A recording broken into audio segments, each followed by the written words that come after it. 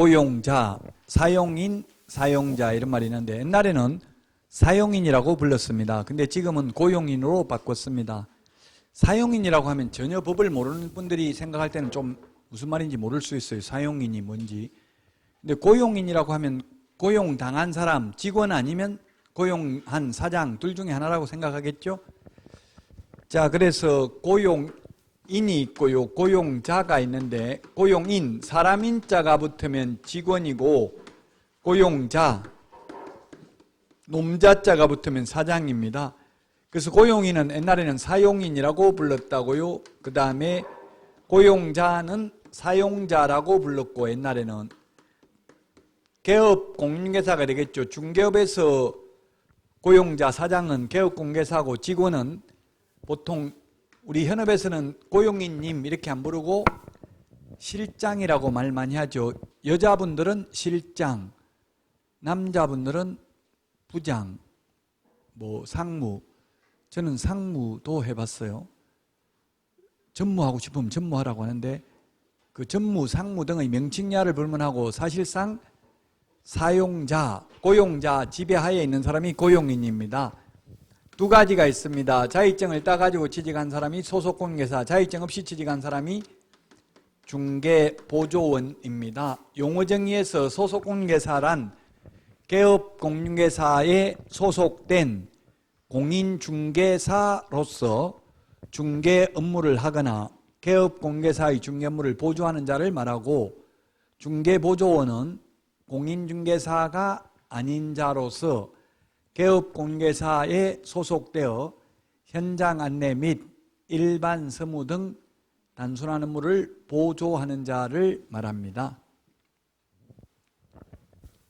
자, 일단 소속공개사 중개보조원이 누군지를 먼저 보고 교재 30페이지 고용관계 종료신고입니다.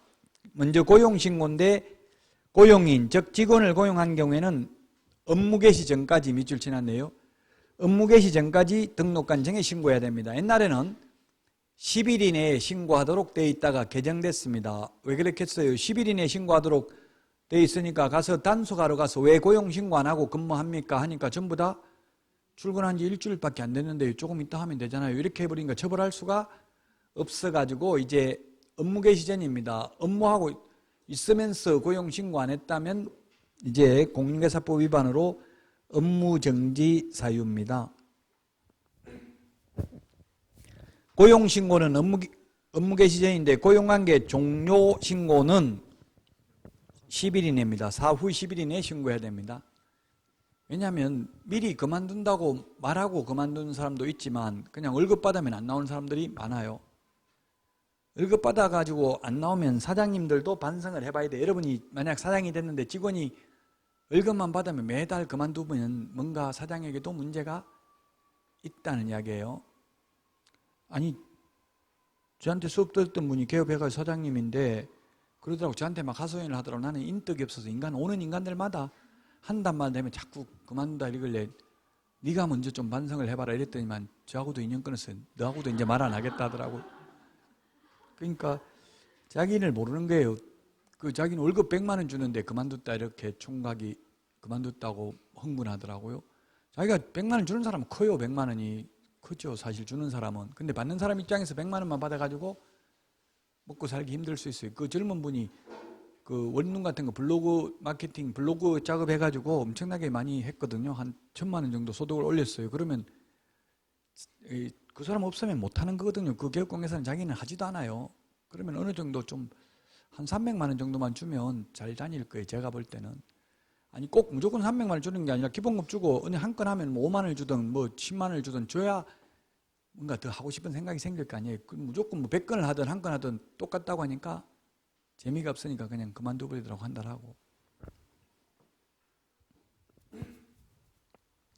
그럼 여러분들은 그 취직을 하려면 만약에 그 처음으로 고용하는 게 아니라 옛날에 전임 실장이 있는 데 가는 게 좋겠죠. 성격 못한 사장들은 실장 고용 못해요. 없어요. 혼자 근무해요. 직원이 계속 근무한다는 건 어느 정도 먹고 살게 해야 근무하지. 월급 뭐 한 푼도 안 주는데 근무할 사람 없잖아요. 그러니까 직원을 먹이 살린다는 것은 경영 능력이 있다는 이야기예요. 능력 있는 분이에요. 그래서 전임 실장은 얼마나 근무했는데요. 오히려 여러분들이 역으로 면접하러 가서 역으로 물어보세요. 옛날 실장 말하면. 그럼 옛날 실장 오는 실장마다 한 달마다 있다가 다 갔는데 그만두는데 이러면 그런데는 취직 안 하는 게 좋을 수도 있어요. 근데 하세요. 일단 취직하기가 힘드니까 무조건 일단 하고 보셔야 돼요. 하고 나면 갈 길이 많이 보인다고. 작년에 그 합격하신 분이 인터넷에 수기 올린 거 보니까 지금 벌써 6군데 직장 옮겼다고 돼 있더라고요. 계속 스카우트 돼가지고 돈 더 준다고 해서 갔다 하더라고요. 물론 그게 꼭 바람직하다고 볼 수는 없는데 우리나라 구조, 제가 대표도 해보고 실장도 다 해봤기 때문에 우리나라 구조가 거의 사장이 99% 먹는 구조예요. 저도 1,300 몇십만 원 받아가게 하고 제가 130만 원 받고 많이 받았다고 잘렸거든요. 월급 많이 줬다고. 그러니까 90% 이상이 사장이 먹는 구조이기 때문에 그러면 다니기 힘들겠죠. 그 뭐 실장들이 그만둔다고 욕할 수도 없어요. 지금 현재 구조적으로 보면. 취직 못하고 혹시 수도권에 취직하고 싶은 분은 제가 대구에는 취직 못 시켜주고 서울에는 강남에는 제가 취직시켜줄 수 있어요. 월급은 많이 못 받을 수도 있지만 일단 취직은 시켜줄 수 있다고 혹시. 지금 구해달라는 데가 많아요. 그 회사들이 강남에 있는 회사들은. 근데 강남에 있는 회사들은 거의 기획부동산 사기꾼들이 많아요. 그 2층에 있는 데는 대부분 임대료가 엄청나게 비싸기 때문에 그냥 정상적으로 해가지고는 쉽지 않죠. 그러니까 적극적으로 마케팅 막 실장들 뭐 한 50명씩 막 몇십 명씩 해가지고 뭐 100명 있다 보면 그 중에 몇 건을 할 거 아니에요. 그러면은 사장은 먹고 살죠. 임대료가 몇 천만 하고 이러면 기획부동산인지 아닌지는 일단은 2층에 있으면 거의 기획부동산이에요. 1층에 없는 부동산은 정상적인 영업을 하는 데는 지금 거의 다 1층에 있고 2층하고 임대료 차이가 엄청나게 나죠. 그 2층에 있는 데는 거의 2층으로 스스로 손님이 찾아 올라오진 않잖아요. 그럼 적극적으로 마케팅을 해야 되니까 기획부동산일 수밖에 없어요. 기획부동산도 취직 한번 해보는 거 괜찮아요. 오히려 근데 기획부동산 가면 한 200 기본급 주고 하루 일비도 뭐 한 몇만 원씩 줘요. 일비 하루 그 일비라고 하죠.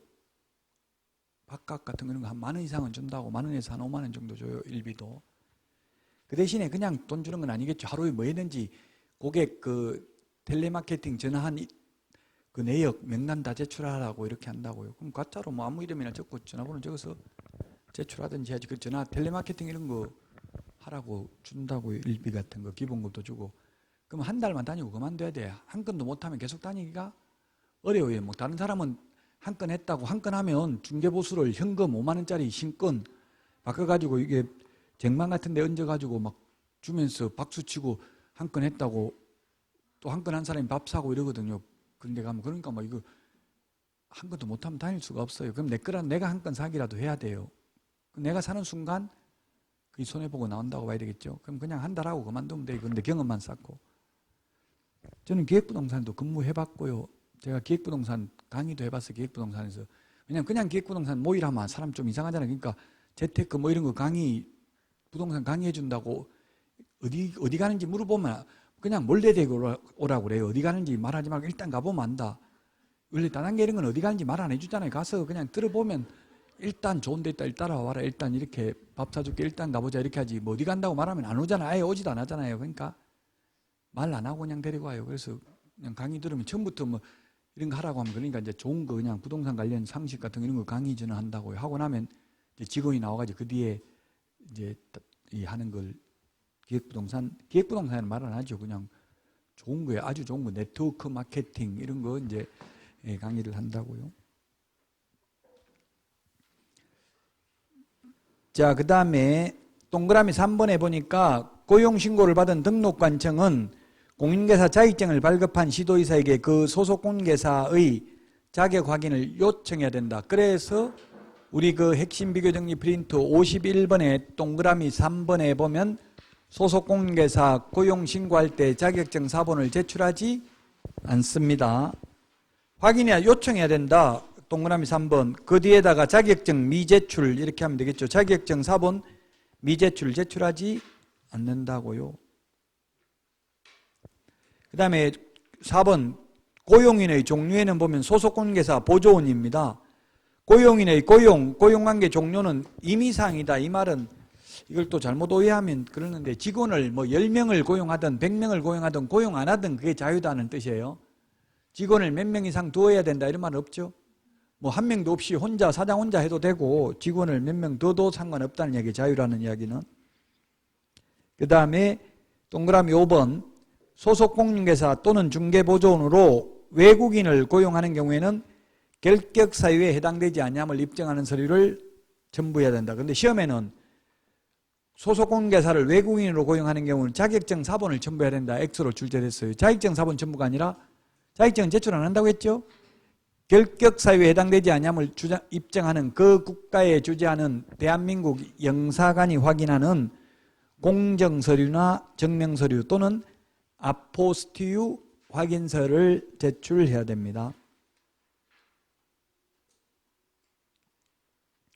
자, 그 다음에 6번 고용신고를 받은 등록관청은 결격사유의 해당 여부와 실무교육이나 직무교육 수료 여부를 확인해야 된다. 그래서 실무교육, 직무교육 수료증은 원칙적으로 가져가야 돼요. 이거 시중에 모의고사에 보니까 등록관청이 확인해야 되므로 제출 안 해도 된다 이렇게 적어놓은 문제 내놓은 게 있더라고요. 시중에 문제를 보니까 등록관청이 확인하려면 어떻게 확인해야 되겠어요? 가져와야, 사본을 가져와야 확인하겠죠. 이것도 제가 국토부에 육군에서 물어보고 한 거예요. 법조문에 이렇게만 돼 있다고 확인해야 한다라고. 그럼 확인하면 제출 안 해도 되냐? 그게 아니에요. 제출해야 돼요. 수료증. 수료증 제출하라는 말은 없는데 확인하려면 제출해야 확인할 수 있겠죠.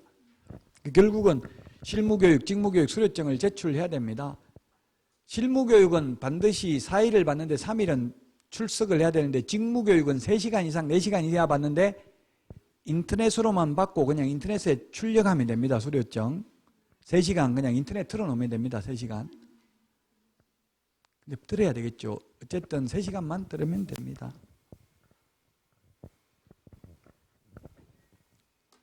그는 협회나 아니면 제가 강의하고 있는 뭐 주로 동국대에서 많이 하는데 동국대 그 사이트에 들어가서 그냥 직무교육 3시간 듣고 출력하면 됩니다. 어디에서 받든 상관이 없죠. 교육은. 대구에서 교육하더라도 서울서 교육받아도 상관없어요.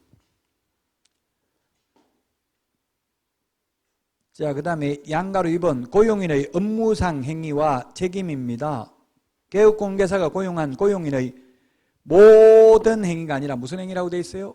업무상 행위는 그를 고용한 개업공개사의 행위로 본다. 업무상이라는 말이 빠지고 모든이라는 말이 빠져도 X입니다. 그냥 업무상이라는 말이 빠지면 모든 행위나 마찬가지죠.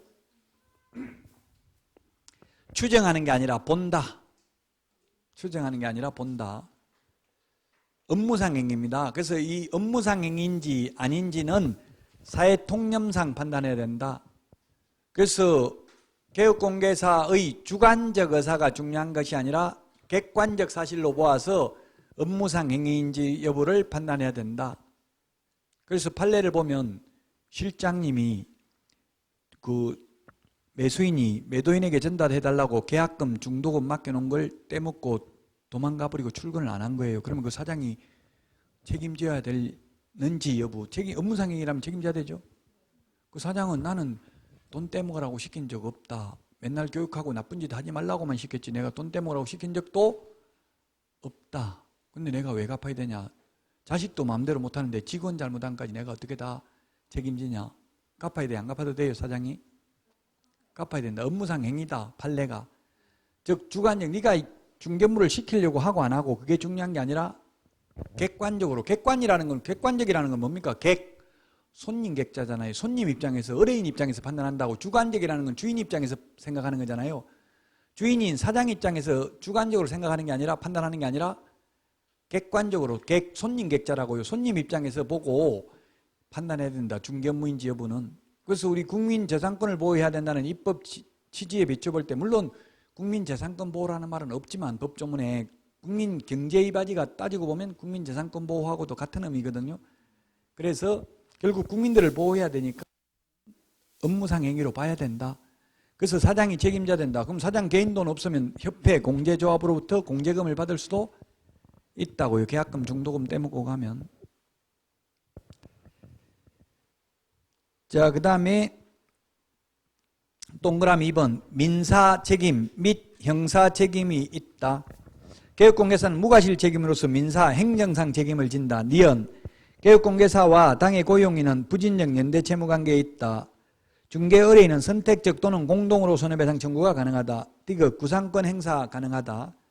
읽어보고 다시 칠판에 적어보겠습니다. 31페이지 양벌규정입니다. 양벌규정. 양벌이라는 것은 양쪽을 벌한다 이 말이죠. 잘못은 한쪽이 했는데 벌은 양쪽을 다 벌한다. 즉 직원이 잘못했는데 사장도 벌하는 게 양벌규정입니다. 반대로 사장이 잘못했으면 사장만 벌 받지 직원은 벌 안 받죠. 양벌규정 법 제50조에 규정되어 있습니다. 소속공개사, 중개보조원 또는 법인의 사원 임원이 법 제48조 3년 이하의 징역이나 3천만 원 이하의 벌금, 49조 1년 이하의 징역이나 1천만 원 이하의 벌금, 이것을 행정형벌이라고 합니다. 행정형벌에 해당되는 위반 행위를 한 경우에는 그 행위자를 벌한 외에 그 개업공개사에 대해서도 해당 조에 규정된 벌금형을 과한다. 벌금형 메모하십시오. 벌금형입니다. 즉 직원 잘못으로 사장이 절대로 징역은 갈 수 없습니다. 사장이 징역까지 간다고 하면 불안해서 직원 고용할 수 없죠. 벌금형만 받습니다. 밑줄 치는 내용. 다만 개업공개사가 그 위반 행위를 방지하기 위하여 상당한 주의와 감독을 게을리하지 아니한 경우에는 그러하지 아니하다라고 되어 있습니다. 그러하지 아니하다는 말은 양벌 규정에 의해서 사장이 벌금을 받지 않는다는 뜻이죠. 고의가실이 없으면. 즉 그래서 형사 책임은 과실 책임이고 민사 책임, 행정상 책임은 무과실 책임입니다. 그 다음에 31페이지 그 까만 별표를 보면 고용인의 행정질서벌에 해당하는 위반 행위를 한 경우에는 양벌 규정이 적용되지 않고 행정형벌만 양벌 규정이 적용되죠. 그 다음에 31페이지 그 소속공개사 중개보조원의 같은 점 차이점입니다. 같은 점 차이점은 조금 이따 보기로 하고 먼저 민사 책임을 보겠습니다. 민사 책임. 이 직원이 1억 원의 재산상 손해를 의뢰인에게 입혔으면 의뢰인은 이 고용인 직원 잘못한 직원한테 손해배상을 청구할 수도 있고 사장한테 청구할 수도 있고 두 사람에게 동시에 청구할 수도 있습니다. 동시에 청구했다고 해서 손해는 1억 발생했는데 2억을 받을 수 있다는 뜻은 아닙니다. 한 사람한테 받으면 못 받습니다. 나머지는. 그럼 현실적으로 현업에서는 만약 이런 일이 있다면 누구한테 받겠어요? 직원한테 받아요? 사장한테 받아요? 현실적으로는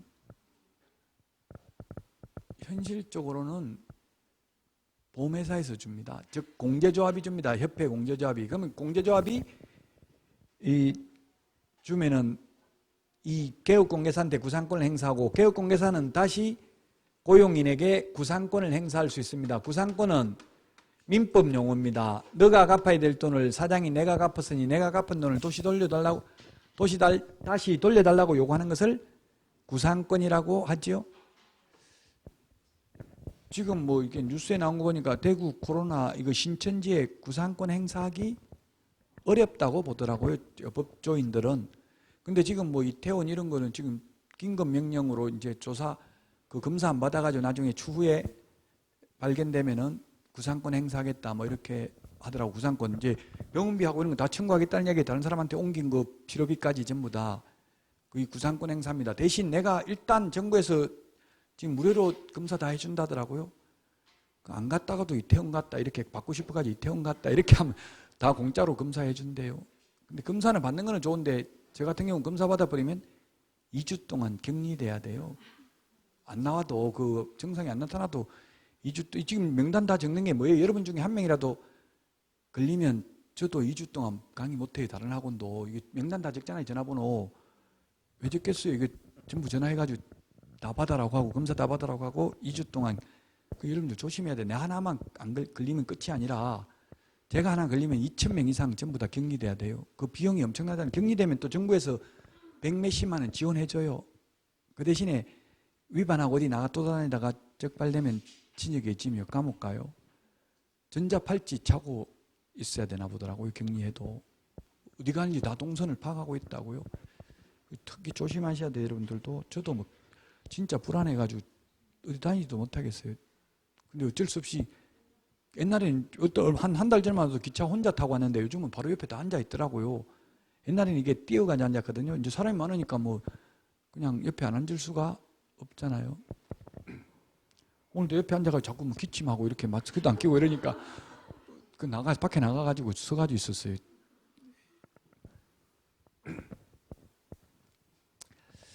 자, 그래서 어쨌든 이게 구상권이 현실적으로는 구상권 행사하기가 쉽지를 않아요. 왜냐하면 이 구상권을 행사를 쓰면 고용인이 그 업무에 관여했다는 걸 입증을 해야 되잖아요. 소송을 하면 실장은 저 기억 안 나는데 제가 한 거 아닌 것 같은데 이렇게 이야기하고 판사 앞에 가면 그럴 거 아니에요. 그럼 사장은 네가 했잖아 하면 제가 언제 했는데 저 기억 안 나는데요. 이러면 주장하는 자가 입증을 해야 되잖아요. 그래서 여러분이 사장이 되면 실장들한테 무조건 도장 다 찍으라고 해야 돼. 계약서에다가. 실장이 도장 찍어도 법 위반은 아니거든요. 보조원은 서명 날인할 의무는 없잖아요. 없지만 보조원이 개업공개사하고 함께 도장을 찍어도 법 위반은 아니라고 시험에 2번 나왔어요. 근데 현실적으로 실무적으로는 제가 실장하면서 제가 한 건 취직하자마자 바로 한 건 했거든요. 한 건 하자마자 너무 기뻐가지고 사장님 기쁘게 해드리려고 바로 계약서 도장 찍으러 오세요 이렇게 해가지고 칭찬받을 줄 알 때만 욕만 엄청나게 넘었어. 왜 보고도 안 하고 네 맘대로 그냥 공동중개했냐고. 공동중개했거든요. 우리 사무소에 보니까 없더라고 물건이. 그래서 다른 정보망에 들어가가지고 제가 취직 첫날 어떻게 그런 걸 다 했으면 기특하게 생각하고 칭찬해 줘야 될 텐데 왜 보고도 안 하고 맘대로 했냐. 우리 사무소에 있는지 찾아보지. 지가 아무리 찾아봐도 없으니까 이제 아무 말 안 하더라고. 만약 있었으면 중개보수 너 때문에 반밖에 못 받았다고 물어내라고 할 수도 있었을 거예요. 그 엄청나게 분위기가 이상하더라고. 그래서 저도 서명 날인 할까요 하니까 쓸데없는 소리 하지 말고 어디가 물건이나 하나 더 물고 와라 하고 나가라 하더라고. 읽지도 못하고 계약서 쓰는데. 그러니까 나중에 그 잘못돼도 제가 책임질 필요 있어요 없어요? 저는 도장도 안 찍었으니까 뭐 전혀 기억 안 나는데요. 계약서 쓸 때 밖에 뭐 한 건 물고 오라고 해서 나가고 없었는데요. 이렇게 해버리면 끝이에요. 그러니까 여러분들은 무조건 도장 찍게 해야 돼. 그래야 구상권도 행사할 수 있다고 입증 근거가 있으니까. 그 다음에 부진적 연대채무라는 말이 있었어요. 부진적 연대채무. 이것도 민법 용어예요. 부진적 연대채무. 민법에서 이 부진적 연대채무는 최고 금색의 향변권이 없다 이런 말이 민법에 있어요. 어려운 말인데 쉽게 말하면 진정으로 연대보증을 쓰진 않았는데 연대보증 선고와 비슷한 채무를 부담한다 이 뜻이에요. 우리 연대보증 서면 최고 금색의 향변권이 없고 주채무자와 동일한 채무를 부담하는 게 연대보증이에요. 우리 옛날에 은행에 연대보증 써주면 요즘은 서울보증보험 이런 데 많이 가입하지만 옛날에는 연대보증 많이 써줬죠. 연대보증 써주면 주채무자가 안 갚으면 주채무자한테는 갚아라 소리도 안 하고 바로 연대보증인한테 청구 들어와도 연대보증인이 왜 주채무자 빌린 사람한테 달라 소리도 안 해보고 나한테 청구하냐 연대보증인한테 이렇게 말하는 걸 최고 금색의 향명권이라고 해요. 그게 없다고요. 그 주채무자한테 달라 소리 안 해보고 바로 연대보증인에게 청구해도 되는 게 이 연대채무라고요. 근데 부진적 연대채무는 진정으로 연대보증 쓰지 않았지만 연대보증 선고와 마찬가지다. 즉 직원이 잘못하면 사장한테 바로 청구를 하더라도 피해를 입은 사람이 사장은 내가 한 것도 아닌데 직원한테 달라 해봐라. 직원이 도저히 갚을 능력이 없으면 내가 갚을게 이렇게 할 수 없다는 이야기예요. 그게 부진적 연대채무라고 해요. 자, 그래서 민사, 행정상 책임, 형사 책임이 있는데 민사, 행정상 책임은 무과실 책임입니다. 즉 과실이 없어도 잘못한 게 없어도 사장이 잘못한 게 없어도 직원이 업무정지에 해당되는 위반 행위하면 사장이 업무정지 받을 수도 있다는 이야기예요. 직원이 손해 입혔으면 사장은 자기 잘못이 전혀 없어도 손해배상해야 된다고요. 근데 형사책임은 아까 뭐라고 했어요? 과실책임. 다만 개업공개사가 그 위반 행위를 방지하기 위하여 상당한 주의와 감독을 게을리하지 아니한 경우에는 그러하지 아니하다. 이것을 과실책임이라고 합니다. 형사책임만 과실책임입니다. 이 소속공개사와 중개보조원의 차이점, 우리 프린터 30 차이점 같은 점인데요. 31번에 까만 별표 1번에 보면 같은 점이 5개가 나와 있습니다. 소속공인중개사나 중개보조원이나 결격 사유에 해당되면 안 된다. 둘 다 이중 소속하면 안 된다. 둘 다 비밀 준수해야 된다. 둘 다 금지 행위하면 안 된다. 둘 다 거래사고 예방교육 대상이다. 31번 프린터 까만 별표 2번에 보니까 소속공인중개사에게만 해당되고 보조원에게 해당되지 않는 게 신의성실, 품위유지, 공정중개, 인장등록, 서명, 날인, 실무교육, 연수교육, 요거는 소속공인중개사에게만 해당되고 보조원에게는 해당되지 않는다. 그 다음에 맨 마지막 까만 별표에 개시의무, 보존의무, 보정설정의무 이런 거는 개업공개사, 소속공개사에 모두 해당되지 않습니다. 계약서 작성, 확인설명서 작성 의무는 개업공개사에게 의무가 있는데 소속공개사도 작성할 수는 있죠. 확인설명할 수는 있습니다. 소속공개사에게 의무가 있는 것은 아닙니다. 이거 외에도 이제 둘 다 고용신고, 업무 개시 전에 해야 되는 것 똑같습니다. 그 다음에 고용관계 종료 신고해야 되는 것 똑같습니다. 10일 이내, 사후 10일 이내. 근데 다른 점을 보면 실거래가격 신고서, 즉 부동산 거래 신고서, 부동산 거래 신고서 제출을 대행할 수 있습니다. 소속공개사는 대행할 수 있는데 중개보조는 대행할 수 없습니다. 아까 소속공개사는 실무교육을 받아야 되는데 중개보조원은 무슨 교육 받아야 된다? 직무교육 받아야 됩니다.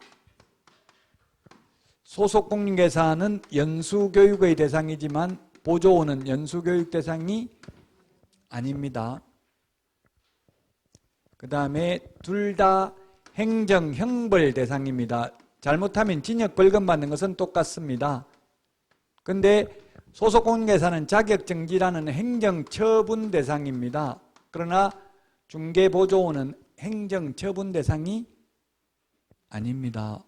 중개보조원은 자격정지, 업무정지 될 게 없다고요. 그래서 이 소속공개사, 중개보조원 차이점 같은 점을 비교하셔야 되겠습니다. 자, 오늘 이게 고용인까지 하고요. 그 다음 주에 이제 업무의 범위부터 하겠습니다. 다니실 때 꼭 마스크 끼고 다니세요. 벌금 300만 해가지고 또 특강도 못 듣지 마시고, 마스크 지금 대구만 그 벌금 행정명령 위반하면 지금 벌금 받을 수 있습니다. 건강관리 잘 하시고요. 다음 주에 건강한 모습으로 찾아뵙겠습니다. 수고하셨습니다.